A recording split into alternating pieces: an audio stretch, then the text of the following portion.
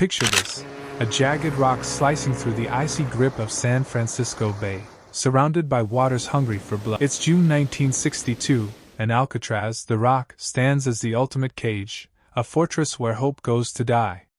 But tonight, three men are about to rewrite the rules. Welcome to the great Alcatraz escape, unlocking the mind of the unbreakable. Was it genius, desperation, or a twisted dance with fate that set them free? Stick with me as we dive into the psychology of rebellion, and a plan that left the FBI scrambling. Alcatraz wasn't just a prison, it was a psychological experiment in despair. Built on a desolate island in 1934, its 1.5-mile moat of frigid currents and shark patrols made escape a death sentence. 36 tried before, none survived. The cells? Concrete tombs. The guards? 300 strong, armed with rifles and a cold indifference. And the hole? A pitch-black abyss where men lost their minds to bread and water. This was control incarnate.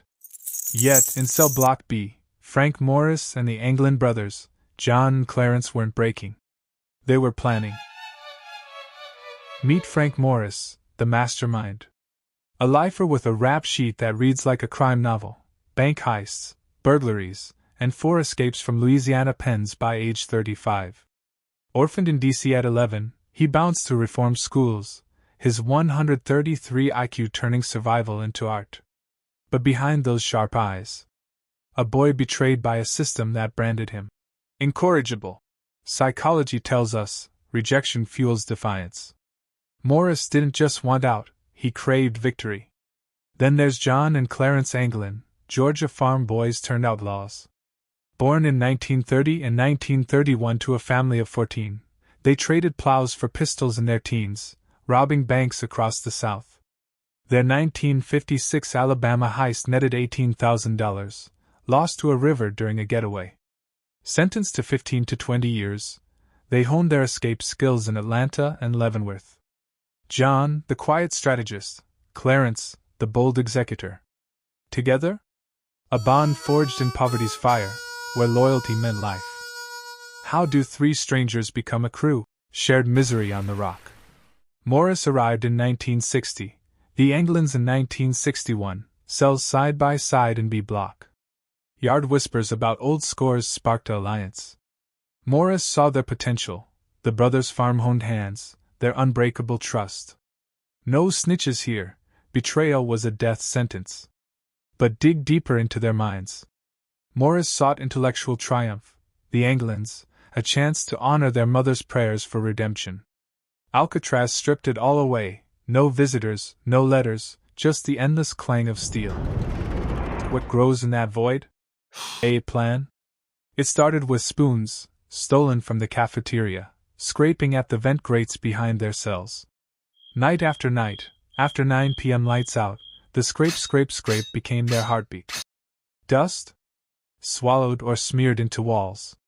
Guards patrolled every 30 minutes, but the trio timed it: 20 minutes work, 10 minutes rest. By fall 1961, holes emerged, 6 by 8 inches, just wide enough to squeeze through. They mapped the utility corridor above, shimmying like shadows. One slip, one cough, and it was over. Psychologically, this was rebirth. Each chip rebuilt their shattered egos. Morris sketched on toilet paper. The Anglins tested bedsheet ropes. Doubt? Banished.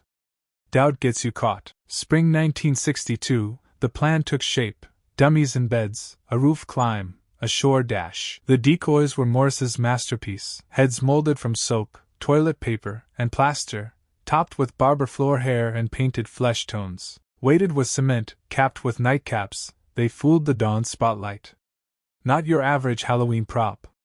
The Anglins built the raft: 50 raincoats, glued with rubber cement, inflated to a 6 by 14-foot vessel. Life vests and a paddle followed, tested under blankets like a mad science project. One leak, and the bay claimed them. But fear? Replaced by defiance, a silent scream at the guards who called them lifers. Psychologically, it's denial turned action. Convince yourself it's possible, and reality bends. Tools piled up: a concertina wire hook from the music room, a drill bit from a stolen vacuum motor. Morris orchestrated it, his mind a fortress of contingencies. Tides? Studied from smuggled papers. 2 a.m. ebb to Marin shore. The brothers added heart, notes to family, hidden near Angel Island, vowing reunion. Was it arrogance or the trapped mind's last stand? June 11, 1962. Dusk cloaks the bay in fog, a natural accomplice. Dinner's the usual, spaghetti, bread, that mocking carrot. Lights out at 9:15 p.m., locks clang like a judge's gallows. In B-52, B-50, B-51, the plan ignites. Morris slips through his hole, flashlight in teeth, battery from a radio, bulb from a toy. Up 30 feet of grease-slick pipes to the bakery ceiling. The Anglins follow, hearts pounding. Roof access? A loose grate, pried with a crowbar bit. Midnight hits, slippery shingles, searchlights slicing the dark. No alarms. They drop a 50-foot rope of raincoats and gloves, rappelling to the dock's shadow. The water looms, 50 degrees, 7-knot currents. They inflate the raft behind a blind spot, launching at 11:30 p.m. Dummies stare blankly from empty cells till dawn. Imagine the rush, freedom's tang, laced with terror. Did Morris murmur strategy? Did Clarence jest to steady John? Their minds, fused now, propelled them into the abyss. June 12, 7:15 a.m. Guard John Miller checks B-52. A dummy grins back, arm draped casual. Morris? Silence. Panic erupts. B-50, B-51, same trick. Alarms wail. Warden Blackwell's face pales. FBI swarms. Boats drag the bay. A paddle surfaces under Golden Gate. Raincoat scraps snag rocks. No blood, no bodies, just a photo, waterproofed, bobbing near Horseshoe Bay.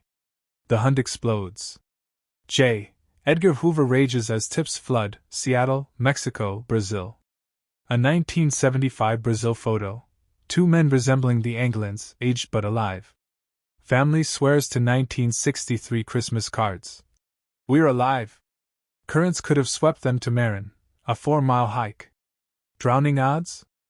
50/50ths. No closure, just legend. Why does this grip us? Morris's intellect turned prison into a puzzle. The Anglin's bond? Unshakable glue. But the core? The human drive to defy fate. Alcatraz broke 36, these 3 broke it. Theories linger, FBI files sealed till 2032, but one truth stands: walls can't cage the will. Alcatraz closed in 1963, too cracked, too costly. Hoover buried reports, myths grew. Escape from Alcatraz with Clint Eastwood cemented their tale. Psychologically, we root for them, caged souls all, cheering the underdog. Heroes or fools?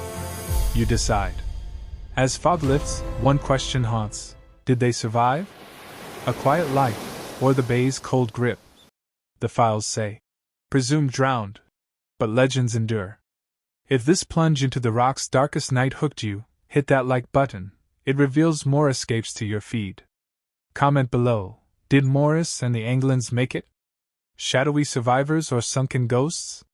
Subscribe to Edge Vortex for more true crime thrills. Next, the Black Dahlia's twisted enigma. Ring the bell, don't stay caged. Thanks for joining, stay curious, stay free.